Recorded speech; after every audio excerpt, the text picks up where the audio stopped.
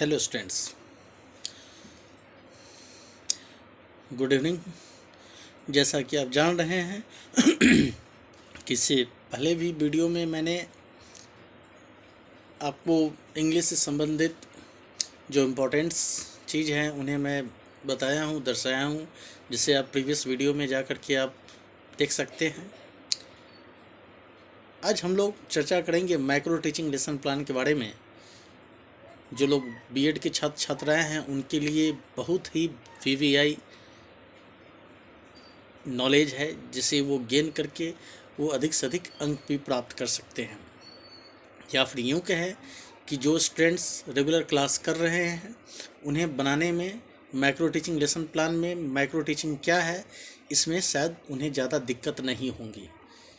तो हम लोग अपने क्लास को आगे बढ़ाते हुए माइक्रो टीचिंग फेज 1 बाय 1 हम आपको एक्सप्लेन करने जा रहे हैं, जिसे कि आप देख के सुन करके अधिक से अधिक अंक आप प्राप्त कर सकते हैं। सबसे पहले माइक्रो टीचिंग के बारे में आप जानें कि इसकी क्या कॉन्सेप्ट है, इसकी क्या सिग्निफिकेंस है। 1 बाय 1 मैं अभी एक्सप्लेन कर रहा हूं, आप ज़रूर सुने और काफ़ी ध्यान से सुने। हो सके तो कॉपी कलम ज़रूर लेकर के बैठें। तो इसमें आप देखेंगे सबसे पहले नॉलेज एक्विजिशन फेज, जिसके अंतर्गत प्री एक्टिविटी फेज आता है, जिसमें ऑब्जर्व डेमोन्स्ट्रेशन स्किल के माध्यम से, एनालिसिस एंड डिस्कस डेमोन्स्ट्रेशन के माध्यम से आप इसे गेन कर सकते हैं। सेकंड, स्किल एक्विजिशन फेज में आप देखेंगे कि pre phase micro lesson practice skill क्या है, इवेल्युएशन परफॉर्मेंस क्या है, इसे आप देखेंगे। रीटीच क्या है, इसके में आपको जानने का मौका मिलेगा। तो वैसे छात्राएं जो कि रेगुलर क्लास आप कर रहे हैं तो शायद आपको कोई प्रॉब्लम नहीं होगा, पर उनके लिए जो रेगुलर क्लास नहीं कर पा रहे हैं, ओकेजनली आते हैं, उन्हें शायद थोड़ी समस्या का सामना करना पड़ सकता है। बहरहाल हम लोग देखते हैं ट्रांसफ़र फेज के अंतर्गत किन चीज़ों को आपको पढ़ना है। जैसे transfer to skill to actual teaching situation के बारे में जानना है। जैसे पोस्ट एक्टिव फेज क्या है, आप जान रहे हैं कि ये एक पढ़ाना एक क्या है, स्किल है, और आप जितने बेहतर से बेहतर स्किल को आप डालते हैं जिससे कि स्टूडेंट्स मैक्सिमम लाभ उठा सके, वो सबसे बेस्ट स्किल कहलाता है।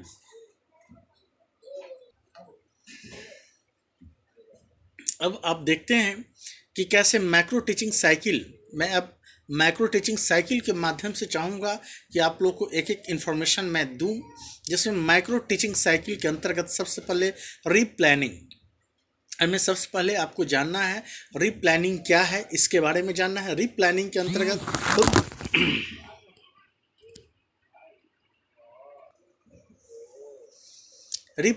अंतर्गत आप इसके बाद रीटीचिंग के बारे में जानना है, री फीडबैक के बारे में जानना है, प्लानिंग के बारे में जानना है, टीचिंग के बारे में जानना है और फीडबैक के बारे में जानना है। अर्थात जब हम पढ़ाते हैं उसको बार बार मुझे रीप्लानिंग करके पढ़ाएं तो ज़्यादा बेटर है। रीटीचिंग आप जान रहे हैं कि बार बार अगर इसे दोहराता हूँ, कंटिन्यू करता रहूँ बार बार, तो वो स्टूडेंट्स के लिए बहुत हद तक अप टू मोस्ट एक्सटेंड मैं कह सकता हूँ कि बेनिफिशियल होता है। इसके बाद है री फीडबैक, हमने जो पढ़ाया उसका कितना असर स्टूडेंट्स के दिलो दिमाग में है, जो जिससे कि वो याद कर रहा है, ध्यान रखा है। इसके बाद प्लानिंग करके, टीचिंग करके और फीडबैक, अल्टीमेटली हम लोग फीडबैक भी एक बार लेते हैं कि कहाँ वो सक्सेस हो पाया।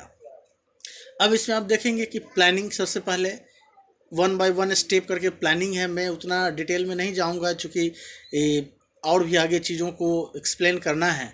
तो इन शॉर्ट मैं आपको जानकारी दे दूँ कि प्लानिंग, टीचिंग, फीडबैक, रीप्लानिंग, रीटीचिंग, ये सब काफ़ी माइक्रो टीचिंग का बहुत ही इम्पोर्टेंट अंग है, जिसके बिना हम कह सकते हैं कि माइक्रो टीचिंग जानना संभव नहीं है इसके बिना। अब इस सीरीज में आप देखेंगे कि माइक्रो टीचिंग में सबसे पहले इंट्रोडक्शन स्किल है। तो इंट्रोडक्शन स्किल में आपको मैं रूबरू करा दूं कि name of the components, excellent या वेरी गुड, गुड, सेटिस्फैक्ट्री या अनसेटिस्फैक्ट्री, ये सब टाइप के आप ऑब्जर्वेशन शीट के अंतर्गत डाल सकते हैं। इसका सुपरवाइजर रिमार्क्स होता है कि किसका क्या है, जैसे testing of previous knowledge, simplicity and legibility of the question, continuity of the question, way of asking the question, appropriateness of introduction, people teacher interaction, use of teaching ads. ये 1 to 7th number जो है name of components इसको बोलते हैं, name of the components बोलते हैं। इन चीज़ों का खास करके ध्यान रखा जाता है और उस ऑब्जर्वेशन सीट के अंतर्गत आपको रिमार्क्स देना है, जैसे कि एक्सीलेंट हो गया, वेरी गुड हो गया, गुड हो गया, सेटिस्फैक्ट्री हो गया, अनसेटिस्फैक्ट्री हो गया। इन चीज़ों को देखते हुए सुपरवाइजर फिर अपना रिमार्क्स वहाँ पे डालते हैं।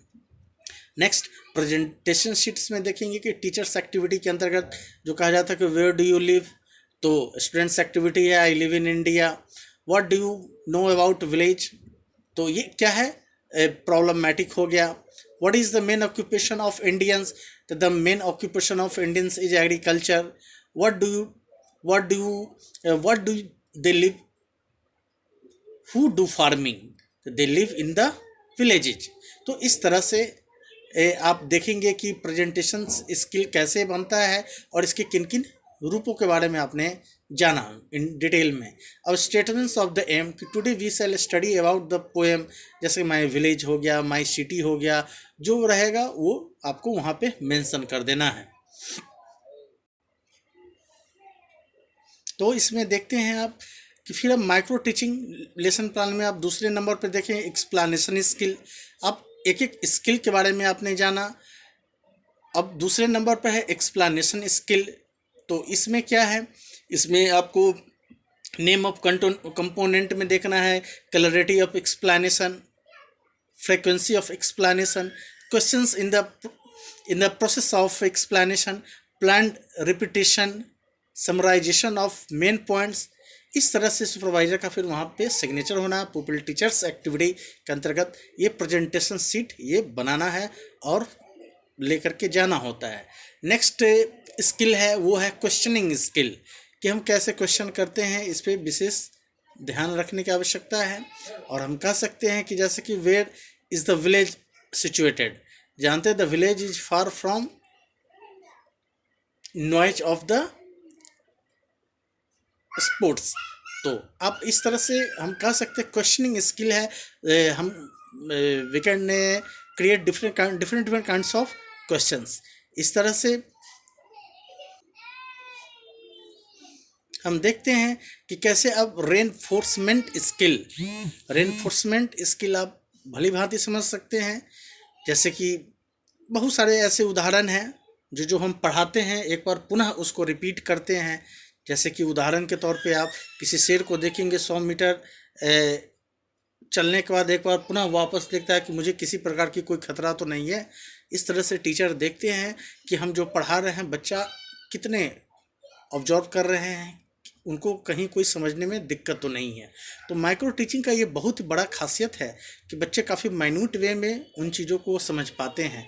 इस नहीं to activity involve the students for the learning process के माध्यम से गुजरते हैं, to motivate the students for learning new concept के बारे में वो क्लियर करते हैं, to enable to students to rectify their hesitations and defence के बारे में जानते हैं, to increase the students and develop their self confidence के बारे में, and at last the correct mistake of the students. तो डियर स्टूडेंट्स जो कि इंग्लिश से हैं, आप इसे माइक्रो टीचिंग के माध्यम से बहुत अच्छे से कवर कर रहे होंगे, यह मुझे पूरा विश्वास है। और उसी तरह से ऑब्जर्वेशन सीट के अंतर्गत नेम ऑफ द कंपोनेंट्स के अंतर्गत हम लोग डाल सकते हैं पॉजिटिव वर्बल रीइंफोर्समेंट। इसके बाद वही excellent, very good, good, satisfactory, unsatisfactory, इस टाइप से आप रिमार्क्स दे सकते हैं। एट लास्ट सुपरवाइजर्स रिमार्क्स आप देना ना भूलें। इसके बाद है अगले स्किल, 5वें स्किल में देखते हैं ब्लैक बोर्ड स्किल।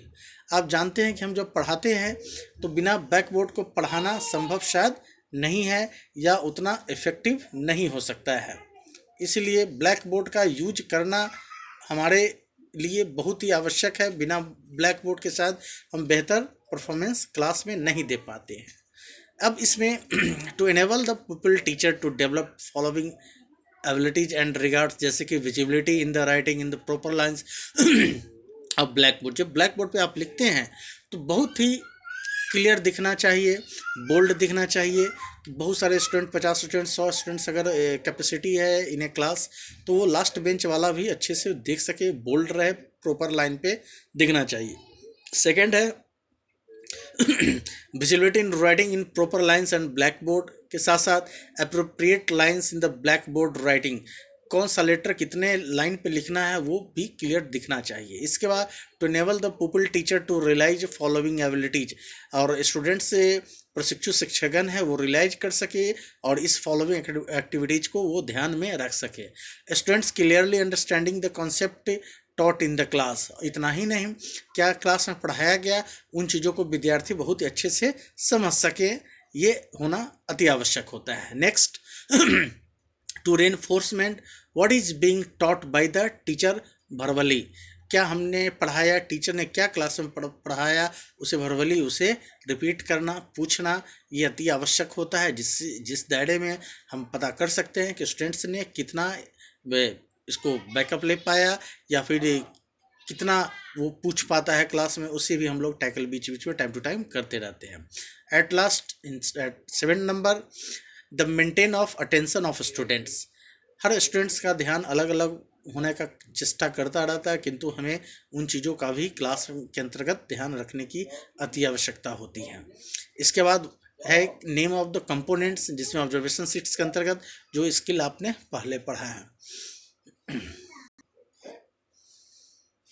तो डियर स्टूडेंट्स, मैं आशा ही नहीं मुझे पूर्ण विश्वास है कि आप इस माइक्रो टीचिंग के माध्यम से 1 बाय 5 स्किल के माध्यम से आप अपने आप को बहुत चीज़ सीखने का मौका मिलेगा और शायद आप विद्यालय में बेहतर परफॉर्मेंस आप कर सकते हैं।